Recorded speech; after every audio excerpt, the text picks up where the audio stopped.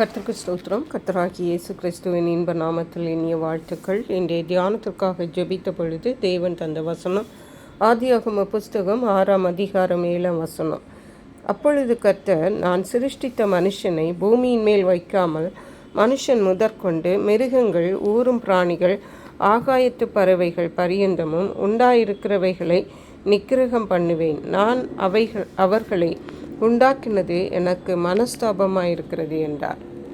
நம்முடைய கர்த்தராகிய இயேசு கிறிஸ்து இந்த உலகத்தையும் அதிலுள்ள யாவையும் சிருஷ்டித்த சிருஷ்டிகர்த்தர்.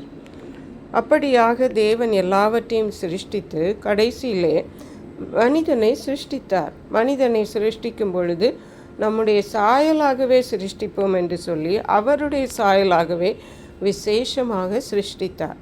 ஆனால் நாட்கள் கடந்து போன பொழுது இந்த மனிதன் தேவனுக்கு விரோதமாக பாவம் செய்ய ஆரம்பித்தான்.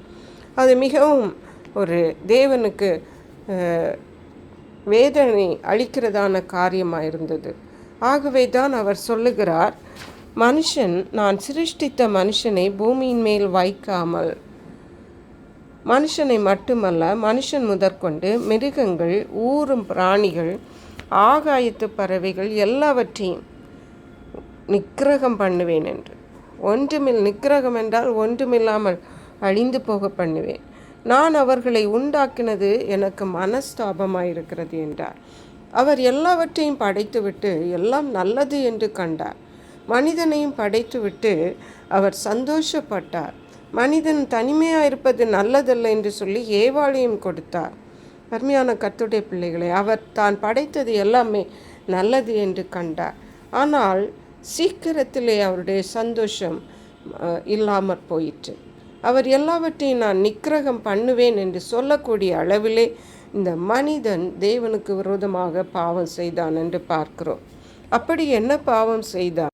5ஆம் வசனம் சொல்லுகிறது, மனுஷனுடைய அக்கிரமம் பூமியிலே பெருகினது என்றும் அவன் இருதயத்து நினைவுகளின் தோற்றமெல்லாம் நித்தமும் பொல்லாததே என்றும் கண்டும் நாம் பூமியிலே மனுஷனை உண்டாக்குனதற்காக கர்த்தர் மனஸ்தாபப்பட்டார். இது அவர் இருதயத்திற்கு விசனமாயிருந்தது. ஆனால் நீதிமானாகிய நோவாவையும் குடும்பத்தையும் பாதுகாக்கிறதற்கு தேவன் சித்தமானார், தயவு கூர்ந்தார். ஆகவே கொப்பேர் மரத்தினாலே பேழையை உண்டு பண்ண சொன்னார். அதே அதிகாரம் 22ஆம் வசனம் சொல்லுகிறது, நோவா அப்படியே செய்தான். தேவன் தனக்கு கட்டளையிட்டபடியெல்லாம் அவன் செய்து முடித்தான். இந்த நீதிமானாகிய இந்த நோவா தேவனுக்கு பயந்து நடக்கிற மனுஷன். ஆகவே தான் தேவன் தனக்கு என்னென்ன செய்ய சொன்னாரோ அதை அப்படியே செய்து முடித்தான். அருமையான கர்த்தருடைய பிள்ளைகளே, இன்றைக்கு நம்முடைய தேசத்திலே அழிவுகள் வருகிறது என்றால் நாம் சற்று சிந்தித்து பார்க்க வேண்டும். நம்முடைய தேசத்தில் உள்ள கொடுமைகள், பாவங்கள் தேவனுக்கு முன்பாக எட்டி இருக்கிறது. ஆகவே தேவன் அப்படி எட்டும் பொழுது தேவன் தான் நிக்கிரகம் பண்ணும்படியாக, அழிக்கும்படியாக, தேசத்தை நிக்கிரகம் பண்ணும்படியாக தேவன் ஒப்பு கொடுப்பார். அப்படிப்பட்ட நிலைமைக்கு நாம் கடந்து செல்லாதபடிக்கு தேவனுடைய பிள்ளைகளாகிய நாம் இந்த நாட்களிலே தேவனுடைய சமூகத்திலே காத்திருந்து நாம் தேவனிடத்தில் மன்றாட வேண்டியது அவசியமாயிருக்கிறது.